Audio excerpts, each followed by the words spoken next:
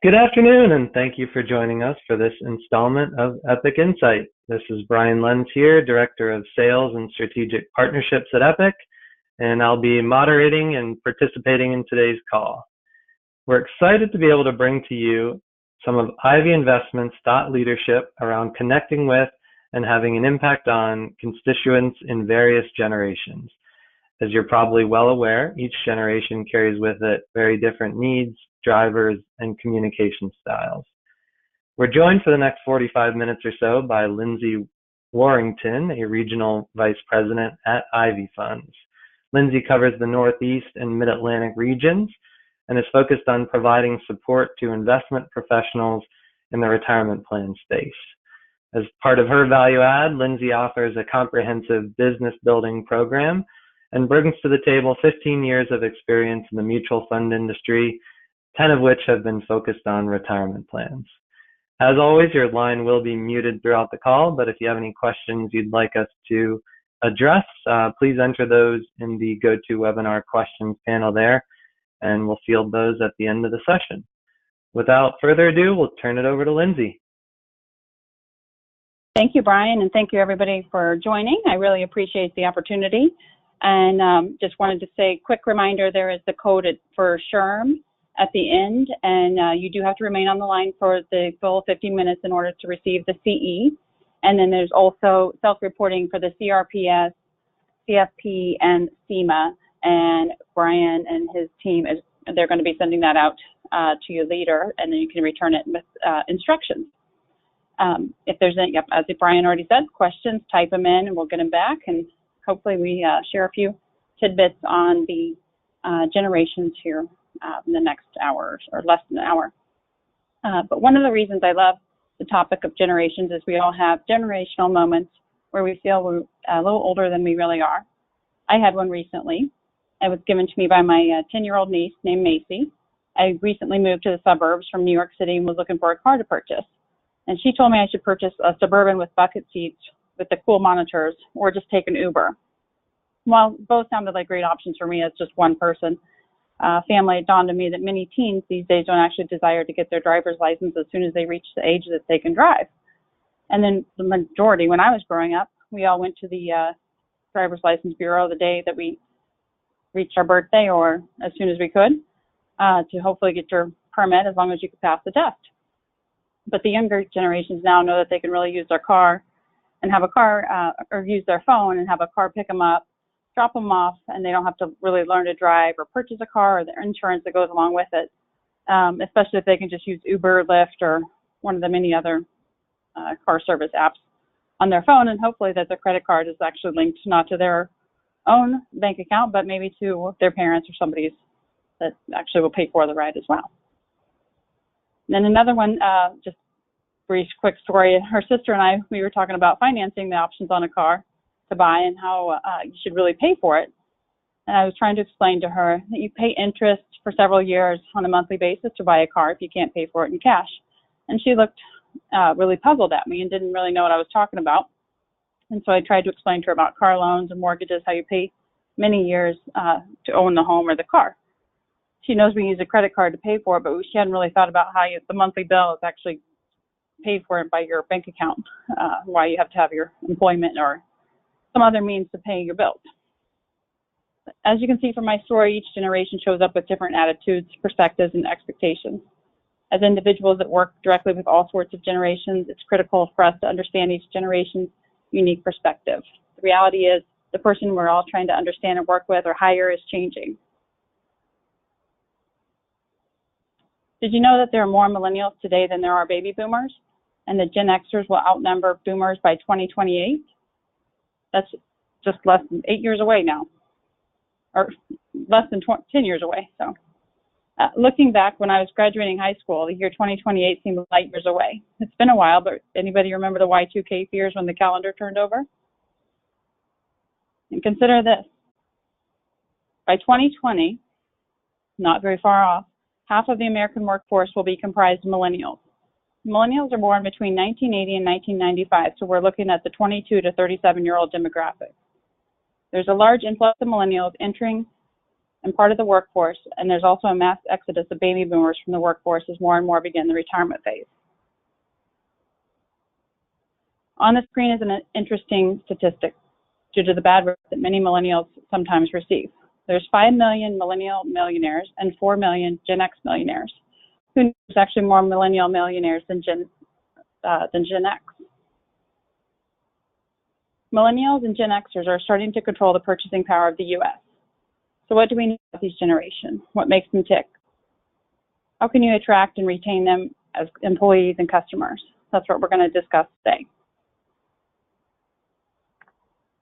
Before we dig in, let's briefly look at all the generations so we have a common understanding of each. The best place to start is to frame the generations according to the years they're born and their population sizes. We'll dig deeper into who they are later, but now let's just get a basic understanding of how the generations are showing up in the marketplace. Traditionalists. They're born between 1946 into a group of 75 million. Another name you've likely heard for this generation is the greatest generation. The traditionalists today are 70 plus. They're thinking about the legacies they're going to leave on their families and communities. Understanding what they want their legacies to be and building relationships with their families will be crucial when thinking about traditionalist clients, employees, and customers. Baby boomers are born between 1946 and 1964 into a big group of 80 million. Baby boomers remain the wealthiest generation in U.S. history.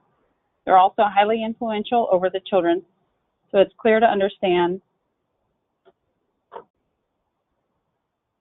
Excuse me, I think we're on the wrong screen here, about 6 times. Sorry about that. Baby boomers remain the wealthiest generation. They're also highly influential over their children, so it's clear why we want to understand its coherent cohort is imperative for all of us in business. Then we have Gen Xers. Gen Xers are born between 1965 and 1979, to a smaller generation of 60 million. It's a generation often called the forgotten generation. Gen Xers are stepping into their prime earning years and some are beginning to receive inheritances. Several estimates predict that Gen X will inherit a total of $30 billion from their parents. Then we have the Millennials. They're born between 1980 and 1995. Millennial is synonymous with Gen Y. This large and highly educated demographic is about 82 million strong. 71% of millennials are college educated. And lastly, those that are labeled so far are those the Gen Edge. They're born after 1995. The quantity and traits are still being studied. The oldest are 22 years old and graduating college and entering the workforce. And Brian, I know we've talked before, but there are some people that feel like they have one generation, or one foot in one generation and one in another, and they're actually called cuspers. And there's actually a good book if anybody really is interested in behavioral finance and just kind of really what makes each generation tick, but it's called When Generations Collide. And there's a whole section on Cusper, the friendly ghost, because it's really when you don't really feel like you fit in with one where you are, but you fit in kind of across or one and the other on each side of you.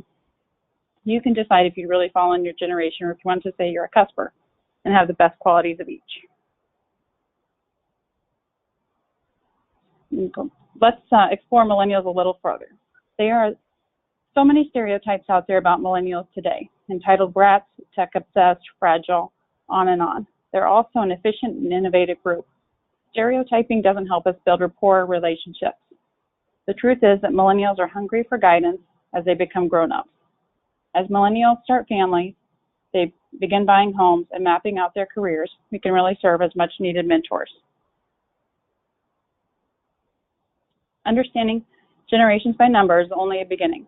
To truly understand a generation, you have to study the events and conditions that they experience during their formative years. Your formative years are your teen years. It's this time during brain development that you're coming to terms with the world around you. So the events, conditions, role models, pop culture of the time have a huge impact on how you view things like money, your potential career, your risk, politics, etc., and creates generational behaviors that are carried with us as adults. While every generation witnessed violence, millennials experienced it closer to home. With the online bullying, school shootings, and terrorist attacks on home soil, all taught this generation how vulnerable the world can be. From Virginia Tech to Columbine to Oklahoma City, to 9/11, millennials face a very different sense of violence and vulnerability than generations before. One institution that changed drastically due to this violence was the public school system. More money was funneled into the school system to provide additional support for children. Guidance counselors became increasingly prevalent, and many of their jobs expanded to include training and trauma. When we consider the implications of this change, we can see that 82 million young people grew up in America in an educational environment where they were surrounded by people who were telling them to speak up and that their voice mattered. Guidance counselors, coaches, mentors, teachers, and parents all surrounded millennials and acted as protectors. Also with Facebook. Millennials grew up comfortable putting their lives on the line. Through Facebook, Twitter, and the others, they skimmed the social media of their feeds of their peers, often leading to less favorable comparisons to their own lives. It was during their teenage years that the internet went social. That changed the way they buy and sell, and it changed the rate of change itself. Millennials grew up on a constant upgrade cycle. The next best thing was always right around the corner.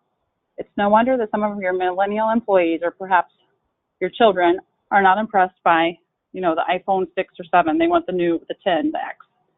This group has high expectations in terms of tech integration. At 80 million strong, millennials are the most exciting generation since the baby boomers brought about social revolution. Not because millennials are trying to take over the establishment, but because they're growing up without one. This new generation of optimistic entrepreneurs strongly believes that they can change the world.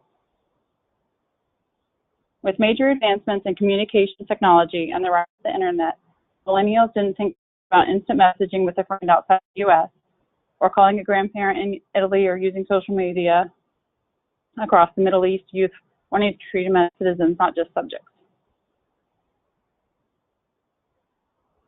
As a result of these events and conditions, we see a generation with the following traits. They're tech savvy. Nearly everything they do is online and more so on mobile devices in their personal and professional lives. This includes the chats, the Facebook posts, Instagramming, viewing and managing their investment portfolio, and anything they want to do because they're more on the go. They're not tied down to a desk, and they don't want to power up a laptop because the mobile device is just easier and preferred. And they're also very collaborative.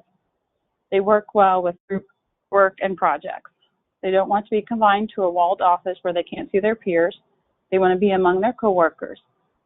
In school, they always had group projects more than ever before. Many large corporations have changed their office layout to an open floor space with cubicles for all levels of employees to senior management. They're also very diverse and socially accepting, whether it be physical in person or online via LinkedIn or Facebook. And they're realistic. Many don't think that they'll actually be able to rely on Social Security, so they believe it's going to fall on their shoulders. Creating a relationship with them and coaching and educating this group in finances is important, and they crave the knowledge. When considering millennials as customers or employees, it's important to understand their outlook. Millennials have not had an easy entrance into the so-called real world. Many graduated college saddled with hefty debt from student loans. As if that wasn't enough, millennials who graduated during the recession or post-recession have faced a slumping economy that has made finding a job, let alone advancing a career, a daunting task. It should be no surprise that 71% of millennials say that they face more economic challenges compared with their parents' generation. However, despite the setbacks that they have experienced, 77% of millennials say they're optimistic about the economy. Their optimism may lead to a more confident spending and that they may be more willing to make more job and career changes. This generation is used to voicing their opinions and helping others make decisions. In fact, millennials are known for their networks, as evidenced by the 74% of millennials that say they influence purchase decisions of other generation. That heavy influence goes both ways because millennials are also highly influenced by their families and friends. According to a report from TIACREF, parents are especially influential and more likely to be involved in the advice process when Gen Yers seek out the advice compared to the general population at a rate of 47% versus 19%. If you're looking to get the news out about your products and services, millennials may be your kind of people.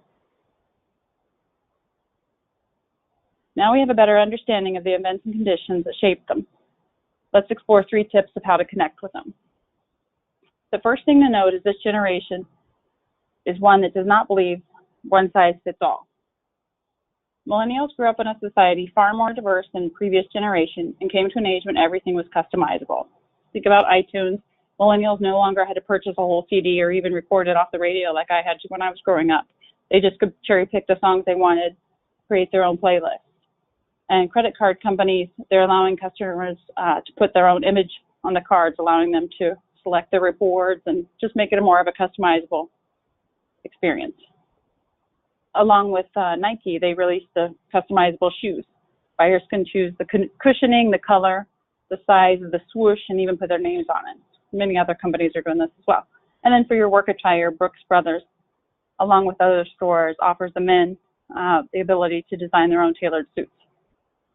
For HR representatives on the webinar, consider providing more customized offerings through a larger range of voluntary benefits negotiated by the employer but paid for by employees through salary deferred payments. Customizing targeted employee communication speaks to this generation. This has become the growing norm in the marketplace, and we're not off the hook. When thinking of your business, consider how you can customize your products, services, and experience.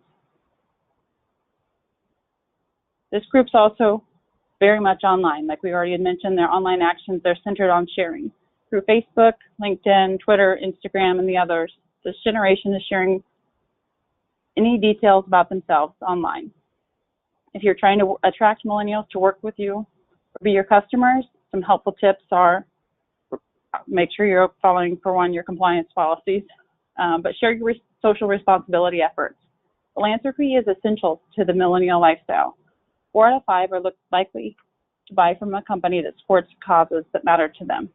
If you're looking to hire or retain millennials, promote your company's philanthropic activities online.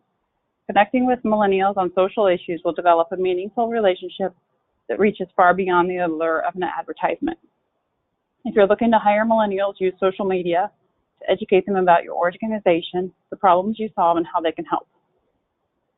You can show pictures of a volunteer day at work or a weekend where you're at a site and you're volunteering or helping your employees, and that way customers can see it. Make it easy for millennials to share their experience about you and your brand with their friends and family. And finally, millennials are more than a social group online. They were raised in teams. If you're working with millennials, encourage them to solve the problems in groups rather than individually. Celebrate team efforts when managing them, and then they'll expect mentoring from their boss as well. Number 3, collaborate. Many millennials grew up during a time when the family structure was shifting. Instead of the the mentality that children should be seen and not heard, children were often encouraged by their parents to add perspective and opinion on the family decisions. From where to go on a vacation to what computer to buy, families began collaborating on those decisions. In addition, millennials were growing up, as we already mentioned, group projects,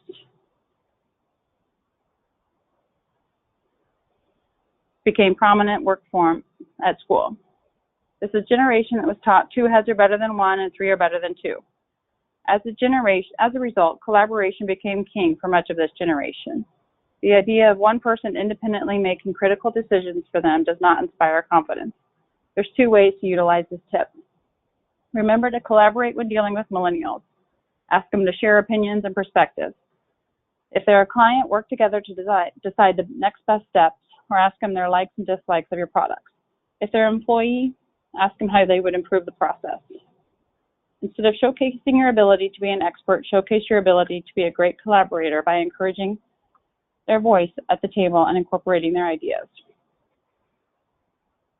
And just to wrap up, Brian, would you want to share something you found impactful?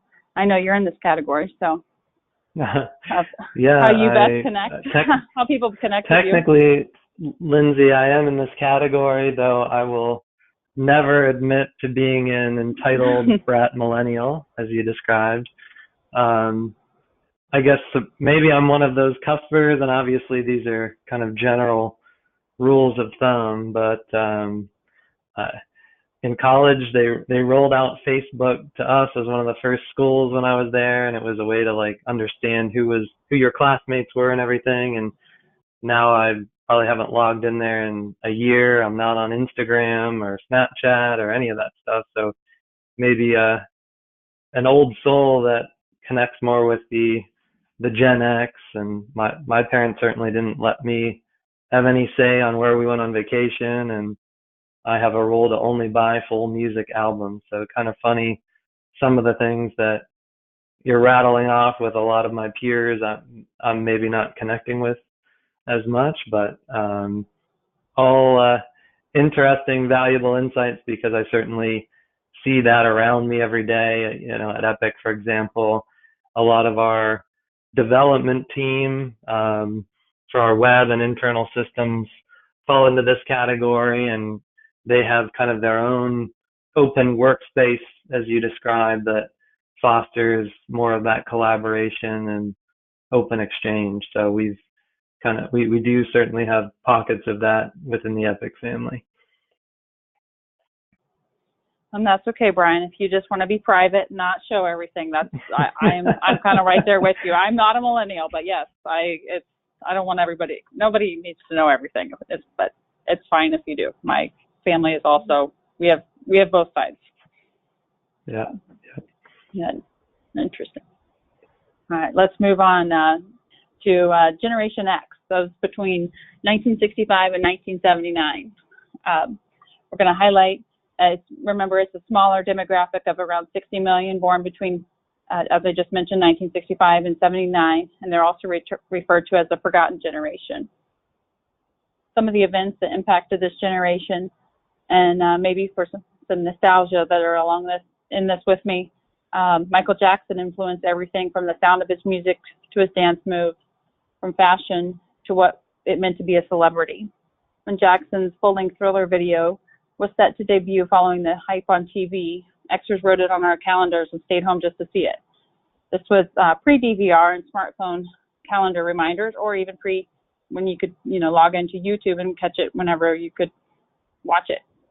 But Jackson used his MTV time to tell stories with Thriller and Smooth Criminal, push the boundaries of special effects in Billie Jean, and produce full Broadway choreography in Beat It. He single-handedly turned the music video into an art form.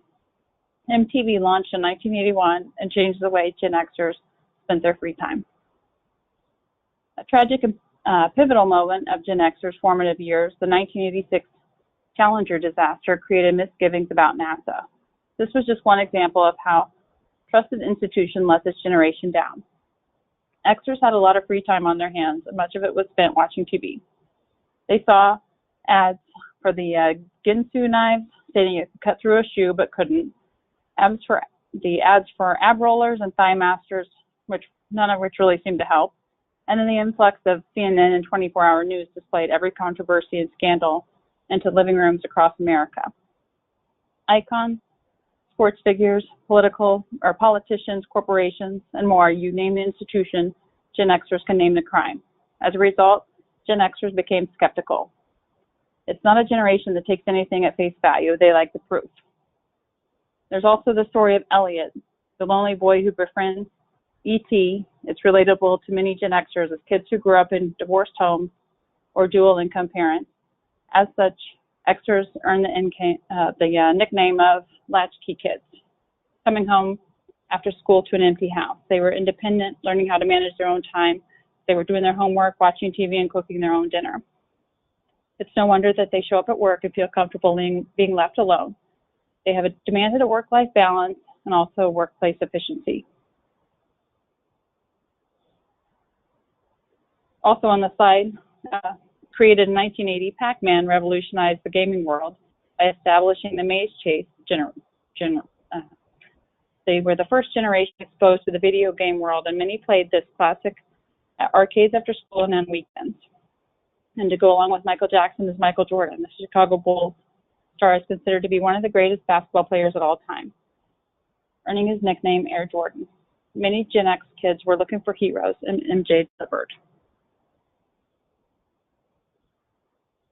As a result of these events and conditions, we see a generation showing up with the following traits. They're independent. Many had double-income families or divorces.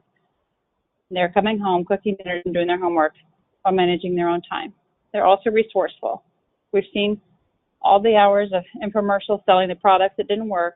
And remember when the salespeople interrupted our dinner or homework time with the doorbell ringing and someone trying to sell us something else. They know how to do their due diligence before buying a product or service. If you don't think you're telling the whole story, they know where they could find out for themselves.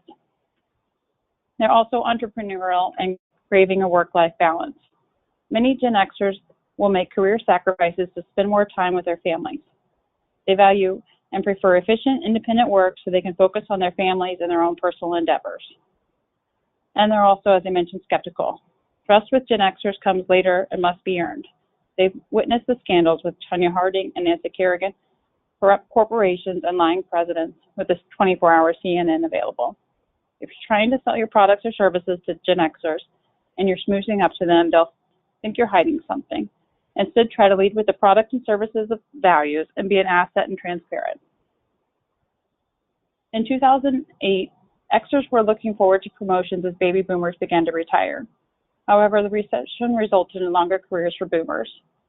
They became, wrong thing, sorry. The Xers work best when they're given a desired outcome and then turn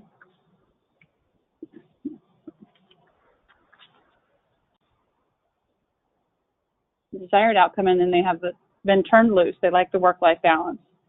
They need a mentor or a manager, and they should give them feedback and suggestions, not step-by-step instructions.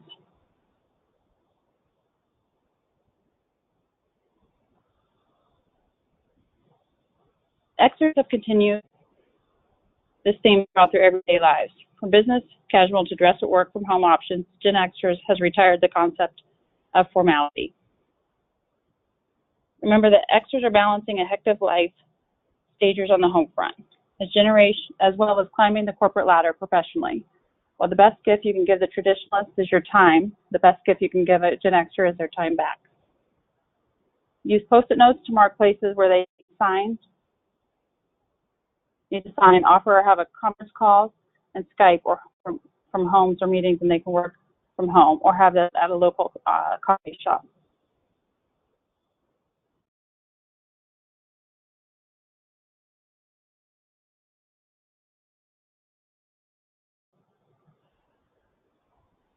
If you traditionally wear a suit or tie, prepare for skeptics.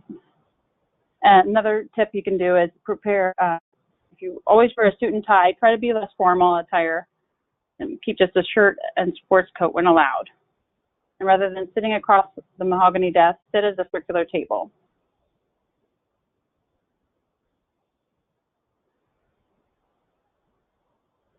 And they focus on the clear work-life balance. I already mentioned this. They want really equal amounts of time spent on work life. Therefore, the formal 9-to-5 workday may not be conducive for them. Consider more flexible hours if your work environment and job description permit. And in return, as managers, they'll be less likely to ask employees to spend designated free time working. And also, like just mentioned, tone down formality. If you're across the mahogany desk and try to sit at a circular table. Walk around the counter if you're selling a package or a product or making a purchase, and that way it's just a little more personal touch. And ask them how they want to be communicated with. Email may be preferred over phone conversations. Wrapping up, Brian, I know there's anything that resonates with you. You already mentioned you're kind of maybe crossing over from Millennial to Gen X with some of it. Anything you'd want to share? Yeah, I mean, that sounded maybe more like me than Millennials, and my favorite band's Pearl Jam. I enjoyed that Zach Morris picture with the cell phone on the screen that you showed. So glad that Gen Xers kind of broke down the formality barriers, and I fully appreciate the work-life balance and getting time back rather than giving time value set there. So a lot of this definitely resonates with me and just kind of illuminates the point that, of course, these are great guidelines, but you can't bucket everyone just based on their birth year. I agree. This is just a generalization, which I would say I do not love that word, but unfortunately, I mean, it's all more behavioral results, yes, of coming out. So that's where we get the generalization. Absolutely.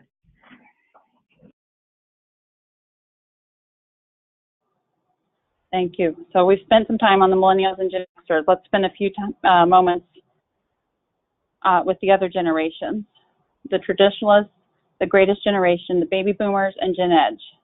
As a reminder, the traditionalists are born before 1946. Two key events and conditions for traditionalists were the Great Depression and World War II. It's a generation who truly understood sacrifice. They understood what it understood what it means to set aside their individual needs in order to achieve the needs of the greater good. They show traits of being self-sacrificing, live by the mantra of waste not, want not. They're very loyal. Some traditionalists came home from the war and built this country's institutions. They were and often remain loyal to institutions, service providers, communities, and families. There's no doubt as to whether you belong to a Ford or Chevy family with this generation. 32% of traditionalists have grandchildren under 18 actively save or invest for their grandchildren's future. This group controls nearly $24 trillion in wealth. Much of it will be bequeathed to younger generations over the next 2 decades. They're thinking about how long their savings will last is really one of their top of mind thoughts. Giving them ample time, displaying proper etiquette in your one-on-one interactions, and weaving their children and grandchildren into the conversations is expected to keep them as a loyal customer and employee. Some nostalgic memories for the traditionalist generation include drive-in movies, The Rat Pack, and The Ed Sullivan Show. This past weekend, I was at a barbecue with one of my friends, and she brought an ambrosia salad, and I was excited to see it because I have not had that or seen it in years. She started apologizing to the others about how much she liked it, and very few really prepare it other than her family gatherings. We laugh because it's really not something you see often anymore, and some of the oldies and goodies during childhood really aren't known to the millennials or younger generations.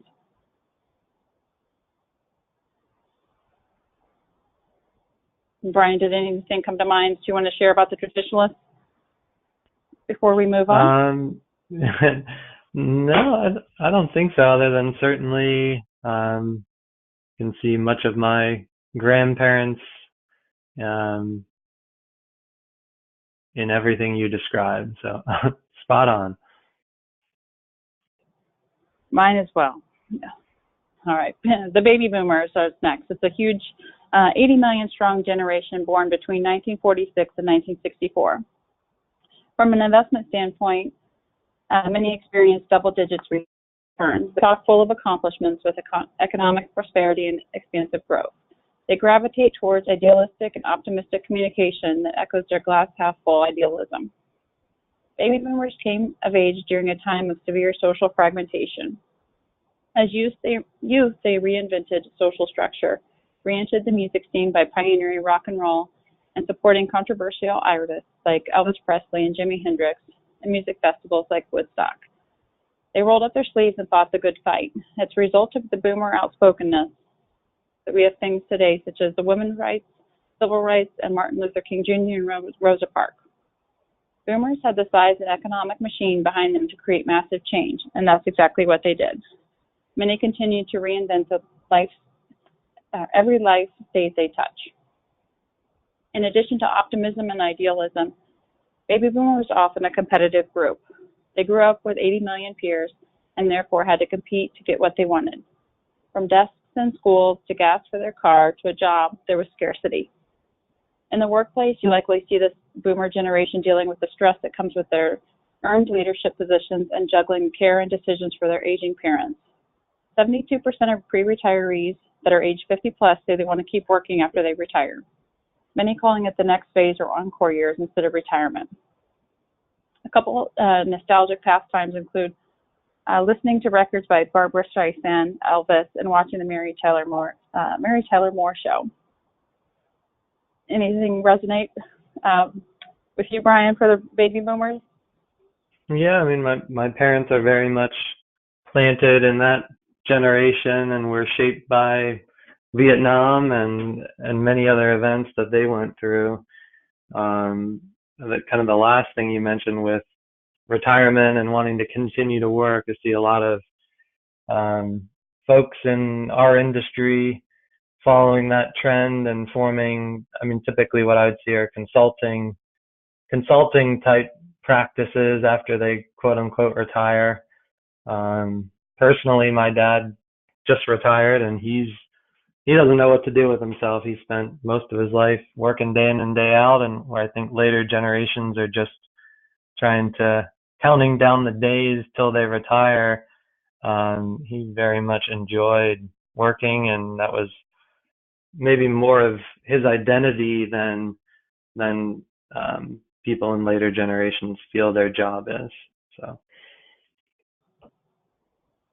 I would agree, and we have an article actually that we can probably connect links for anybody on the line that's interested. Is one about Costco being appealing to all, and one of the benefits or the workforce that they have is Costco actually kind of has a special benefit for hiring baby boomers.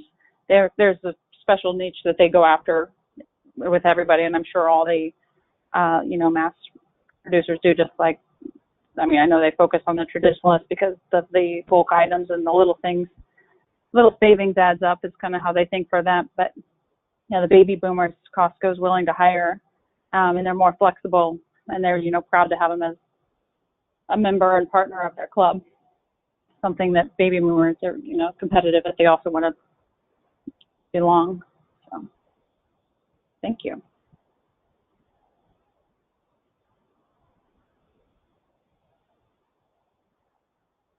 Next, we have Gen Ed. They're also known as the Generation Z, and they're born after 1995. The oldest have graduated college and entered the workforce, and many are teenagers, and nearly 61% have started saving for their future. They're the true digital native and look to be just as if not more influential than their millennial predecessors. And a few findings include self-reliance and independence. Edgers are realistic and practical. Many have Gen Xers as parents, and they've been through a lot with the emergence of the 24-hour media, being in a tough job market, such as the dot-com bubble burst, making the parents determined to make sure their kids are better off. Edgers try and stay on top of their workloads through multitasking and smart use of processes and technology. They're a do-it-yourself generation. Look for this generation to YouTube everything. They've grown up with a unlimited, instantaneous access to information. 70% of Gen Edgers watch more than 2 hours of YouTube content each day, making it the favorite website for this generation. You're wondering what they watch.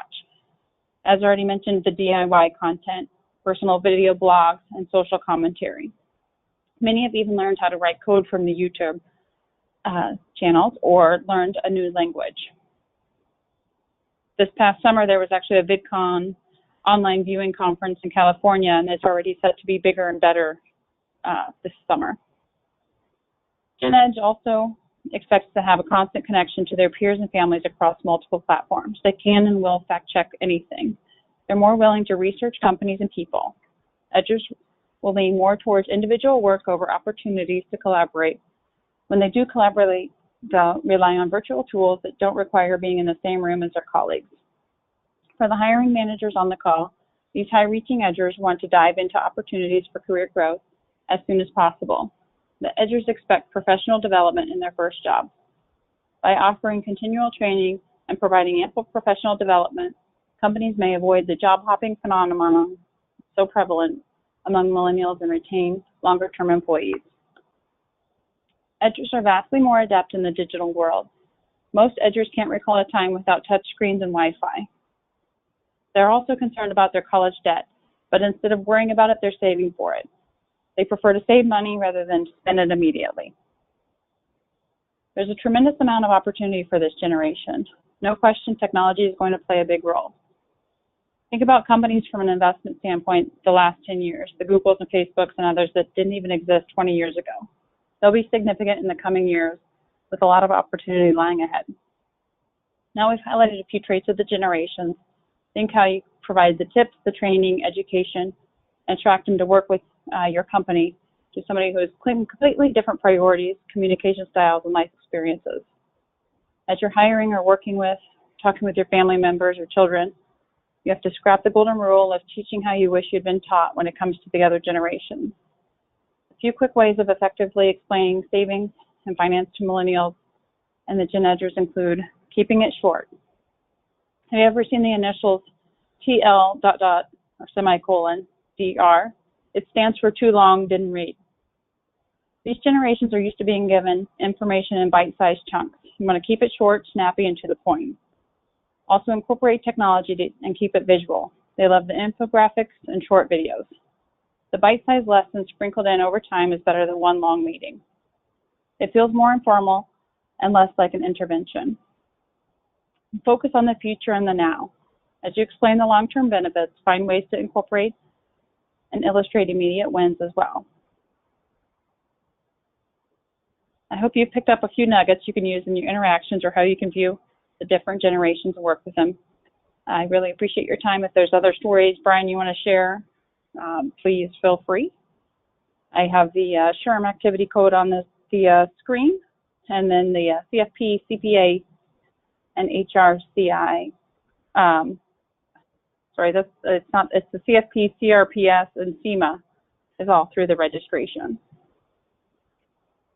Yeah, that goodnight iPad picture you showed scared me a little bit. I've got a 15-month-old at home, and I will not be transitioning from goodnight moon to goodnight iPad anytime soon, and hopefully can avoid that 2 hours of YouTube time that you rattled off as well. But it is amazing how things are changing.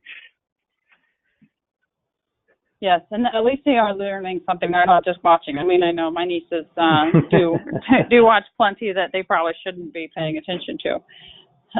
But yes, you're correct. Well, thank you, Lindsay. We'll open it up to a few minutes of questions. If anyone has anything they want me to run by Lindsay, enter it now, and we'll field those for you.